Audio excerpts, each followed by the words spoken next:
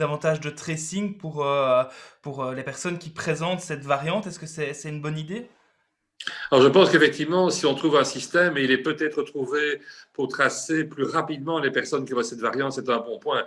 Le gros problème actuellement, c'est que cette variante était retrouvée par des tests compliqués, faits souvent plusieurs semaines après la détection du virus, donc beaucoup trop tard pour faire quoi que ce soit, pour limiter la transmission éventuelle.